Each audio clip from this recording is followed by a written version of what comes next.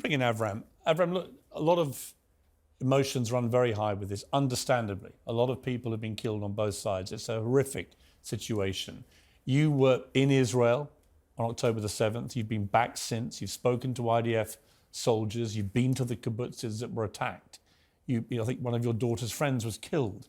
I mean, it's personal for you. You know, your father survived the Holocaust. What do you feel about all this? I feel sad. To be honest, I feel sad. But I want to tell you something. I came to Israel a few days before. The atmosphere was very pastoral. My son is a musician. He's writing songs. By the way, he writes a song about the war that he called it Stopper. I say, why Stopper? I say, because for me, everything stopped in the 7th of October. And then I woke up on Saturday morning. My friend called me and said, you don't believe it. 23 people was murdered by the Hamas. I said, oh, and I started to watch the television. The day after, my wife decided that we will take our daughter Romy because she was working in the television. And you know, I don't know if you know, I think also you got all the videos, horrible videos. She didn't want to see it. On the way back, my daughter started to cry. I say, why? I say, we found a lie. Our friend, he was murdered in this party. The way, party for peace. Party for peace, not only by the Jewish people. So this is how I exposed to this situation. But I will tell you, it's a tragedy. It's a tragedy. All of this area is tragedy. I'm not a politician. I'm a football guy. But I live in this area. I have a lot of Muslim friends. I have a lot. And I want one thing to say. Two things. First, what would you do? What England would do if this massacre happened in England? What they would do? What they would do? There would be silence. And not just this. What they would do if the people that did it said publicly, we will do it again. And we will do it again.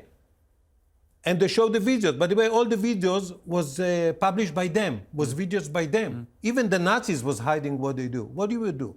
Of course, you need to prevent the second time. But are you comfortable, Avram, with the scale of the response by Israel? Do you feel comfortable? Now, a lot of people are feeling increasingly uncomfortable.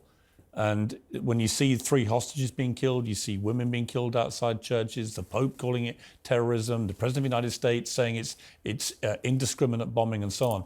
Do you feel comfortable about this? Do you think that Israel should just carry on, or do you think they should have a pause? I'm not a general of all things. I think one thing everybody knows, this Hamas don't need to be in this area. If the Hamas is not here, if the hostages will release, by the way, which hostages? 10 months years old, 4 years old, 85 years old. You know, people that was in the party. It's not the soldiers. They didn't fight. It's I don't remember in the history hostages like this. They need to release them immediately.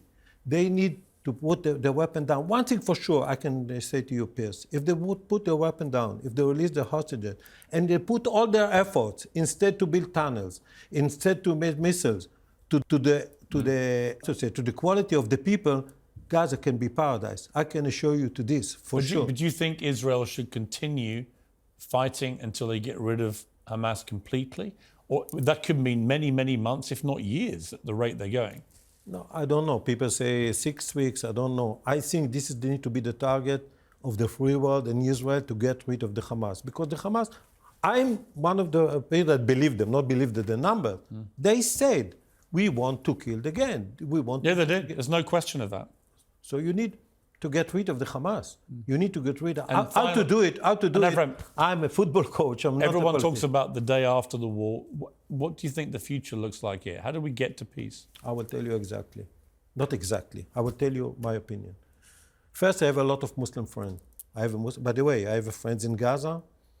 My wife even did a program about family from Gaza. I have friends, all the Muslims around the world. They condemn what's happened. They don't like it. I don't agree with this guy. I agree with him that the Hamas is the devil, but not all the Muslims are like this. They didn't like what they do. I think the people in Gaza deserve other government. They deserve other leaders. They need a leader. And who should that be? They need to lead. I don't know. They need a leader that from them, leaders that take care of the quality of life. They need the leaders that will lead them to this area. They need the leaders that their target is not to hate. Their target is to build something. Their target is to do something, not to hate others. This they deserve the leader. One thing for sure, you know the song of Martin Luther, the speech, I have a dream. I also have a dream.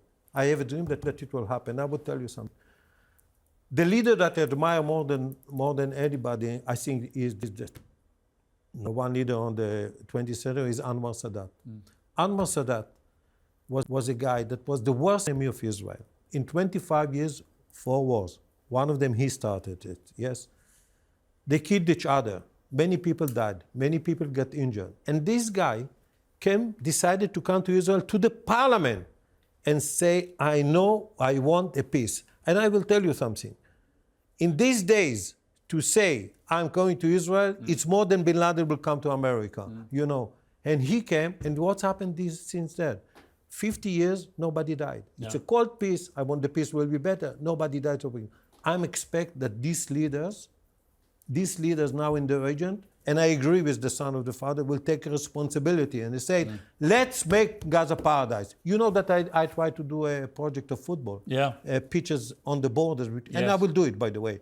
Pitches between Israelis playing Palestinians. And the people will come to Peter. I try to do this project. I still believe in this. But I expect this leader, maybe it's Mohammed bin Salman, maybe others. I expect the leaders to sit together and say, instead to give them money for tunnels, why they need the tunnels? Why didn't make money to the quality of the people? Like Anwar Sadat came to Israel, very brave man. I expect them to do this. And I will tell you one thing. I've got to go actually, Avram. I think you're right. I will put all the leaders together that want peace, even from Iran, even from everybody that want peace and want to make a Gaza paradise. Make it happen. They can make it. And you know how it started? When Anwar Sadat called to Walter Cronkite and said to him, I'm ready to come to Israel. So maybe they will call you, Piers, and they say, let's make peace. Let's make Gaza paradise. I would do anything and that let's helps. stop the intention of killing other people, because I agree with Mark Reagan. The Israel never have intention to kill other people.